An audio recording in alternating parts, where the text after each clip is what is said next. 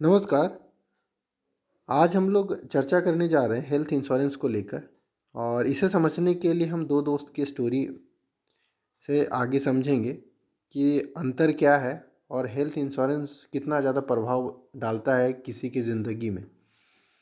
दो दोस्त हैं, राम और श्याम।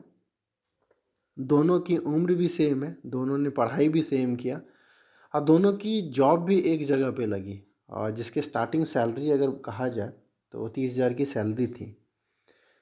और दोनों के सैलरी मंथली एक्सपेंसेस होने के बाद दोनों के हाथ में जो सेविंग बच पा रहा था वो 10,000 थे।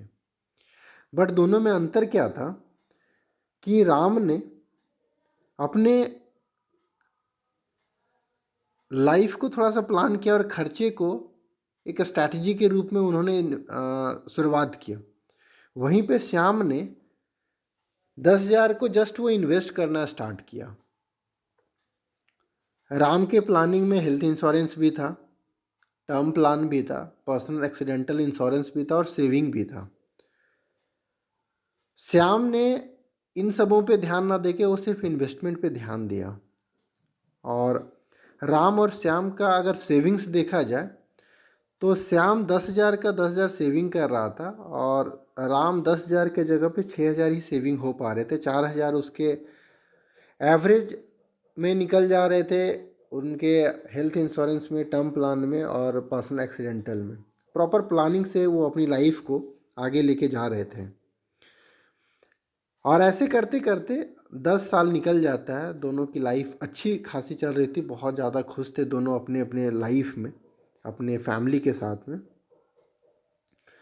10वें साल के बाद 11वें साल में एक दोनों के घर में सिचुएशन एक आता है, वो है मेडिकल चैलेंजेस का। और मेडिकल चैलेंजेस ऐसा भी नहीं था कि वो बहुत इजीली निकल जाता, वो बहुत बड़े खर्चे लेकर आया। और वो खर्चा करीब 10 लाख से एभव का था। परंतु राम का जो एक्सपेंसेस 10 लाख का आया वो मेडिकल इंश्योरेंस के कारण से, हेल्थ इंश्योरेंस के कारण से वो सारे एक्सपेंसेस बियर कर लिए गए, उसकी कंपनी ने बियर कर। वहीं पे श्याम ने टोटल खर्चे अपने पॉकेट से लगाए।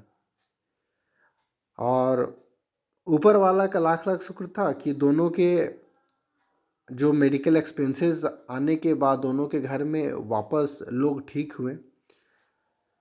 जब ठीक होने के बाद की स्थिति पे थोड़ा सा गौर कीजिए कि राम का लाइफ आज भी स्मूथली चल रहा था, क्योंकि उसके जो सेविंग्स पे किसी तरह के इम्पैक्ट नहीं पड़ा था।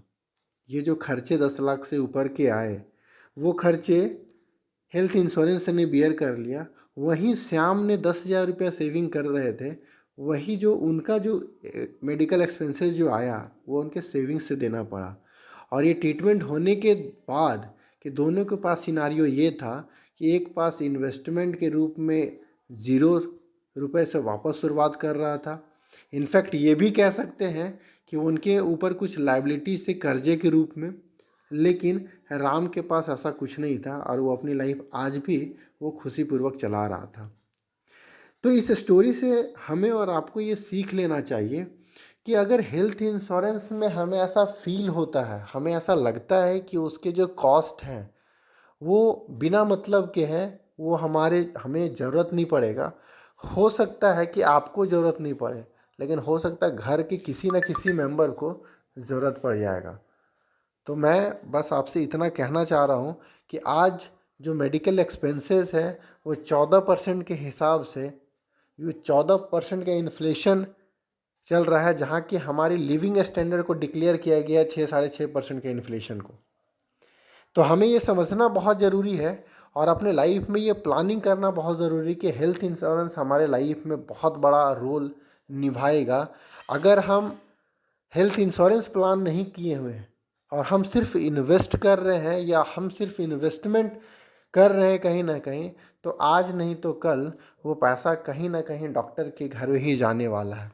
तो डिसीज़न आपका है कि आप किस सिचुएशन को चुनना चाहेंगे, राम की तरह लाइफ जीना चाह रहे हैं या श्याम की तरह। Wish you best of luck. हमें ऐसा लग रहा है कि शायद ये बातें आपको कुछ ना कुछ जानकारी दी होगी और मैं आगे चल के हेल्थ इंश्योरेंस के बहुत सारे ऐसे पार्ट को मैं कवर करूँगा। आज एक छोटा सा मैसेज था कि अगर आज तक आपने हेल्थ इंश्योरेंस का प्लान नहीं किया है या अभी तक अवॉइड कर रहे हैं, तो जितना जल्द से जल्द अपने लिए, अपने घर वालों के लिए हेल्थ इंश्योरेंस ज़रूर करवा लें। So thank you so much. मिलते हैं एक नई वीडियो में एक नई जानकारी के साथ।